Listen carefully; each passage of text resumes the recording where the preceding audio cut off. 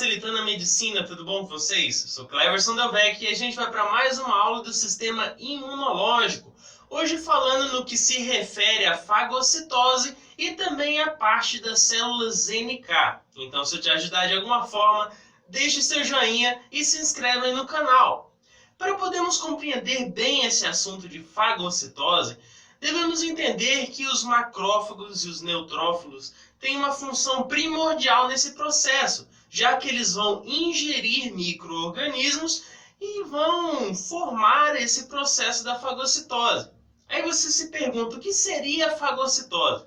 A fagocitose seria um processo ativo que vai englobar partículas grandes ou pequenas e também a parte de micro-organismos, seja bactérias ou qualquer invasor, ele vai englobar e vai procurar destruir. Obviamente, isso vai demandar energia. E como todo processo existem passos ou fases, a fagocitose poderíamos dizer que ele possui alguns passos. O primeiro seria o reconhecimento desse invasor, esse micro-organismo, pelo fagócito.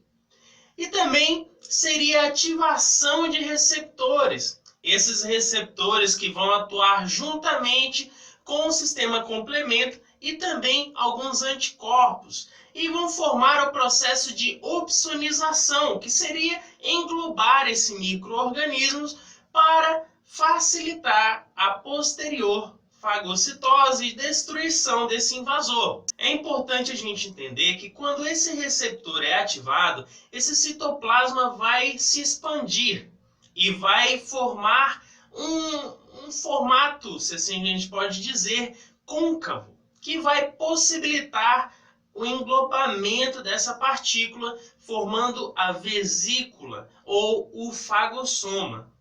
Quando esse fagossoma se distancia da membrana plasmática, começa a destruição desses micro-organismos, que vamos entender os passos posteriormente, porém é importante entender que alguns peptídeos são apresentados às células ou os linfócitos T, e isso vai possibilitar a ativação do sistema imunoadaptativo. É importante a gente compreender também que esse fagossomo ele vai se fundir com os lisossomos, fazendo o fagolisossomo, que possui algumas enzimas capazes de destruir essas bactérias, como a elastase, a catepsina G, e também algumas moléculas de oxigênio são transformadas em reativos de oxigênio. Também é importante a gente entender que essa molécula de oxigênio pode ser transformada em peróxidos e também superóxidos, que são extremamente tóxicos às bactérias e destruidoras. Além disso, substâncias derivadas do nitrogênio podem formar alguns derivados reativos, como o óxido nítrico, a partir da ativação dos receptores TOL e também de outras moléculas da defesa. Além disso, os macrófagos e os neutrófilos, que são presentes nessa fagocitose, quando ativados, eles podem causar lesões, grandes lesões teciduais, já que eles não vão diferenciar por suas enzimas e sua atuação o que seria o próprio do não próprio, ou seja, não vai distinguir se é célula normal ou se é micro-organismo. Essa enzima apenas vai atuar sobre a região em que ele está.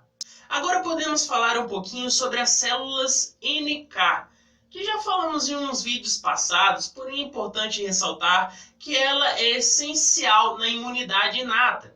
Ela que vai reconhecer células danificadas ou estressadas e são capazes de destruir essas células presentes, além de ativar algumas citocinas.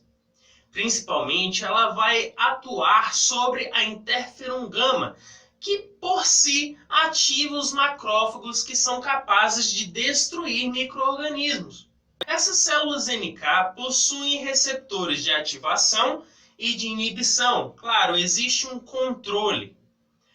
A de inibição vai estar relacionada com as moléculas de MHC classe 1 e também com a sinalização das fosfatasas. Lembrando que toda essa regularização e balanço são realizadas pelas próprias células.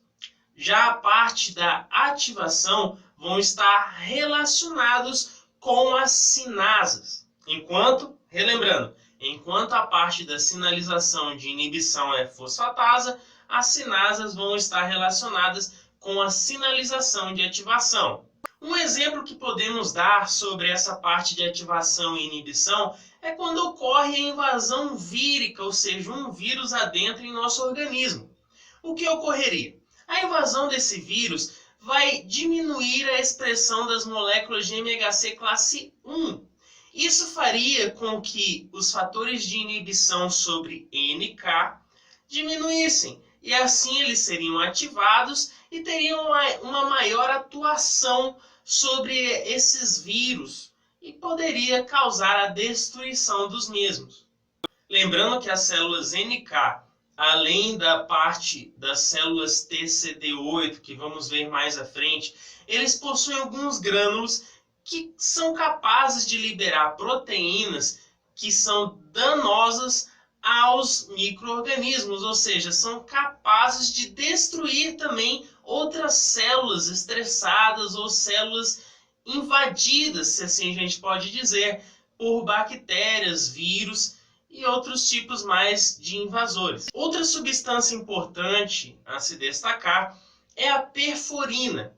Essa substância que, quando liberada, é capaz de formar poros na membrana celular, que vai facilitar o ingresso das granzimas, elas que são fortes influenciadores da apoptose e, obviamente, vão destruir e eliminar as células infectadas. E é bom a gente ressaltar também que essas células NK, elas são importantes ativadoras das interferon gama, que vão ativar macrófagos, que também têm sua função dentro do processo de destruição de invasores. Além disso, as células NK, juntamente com a ação citotóxicas das TCD8, elas promoverão a inibição da replicação vírica e instalarão, se assim a gente pode dizer, o processo antiviral no organismo. Então, pessoal, com isso a gente dá um pequeno resumo do que seria essa fagocitose e as células NK. Vamos continuar com o nosso estudo. Valeu?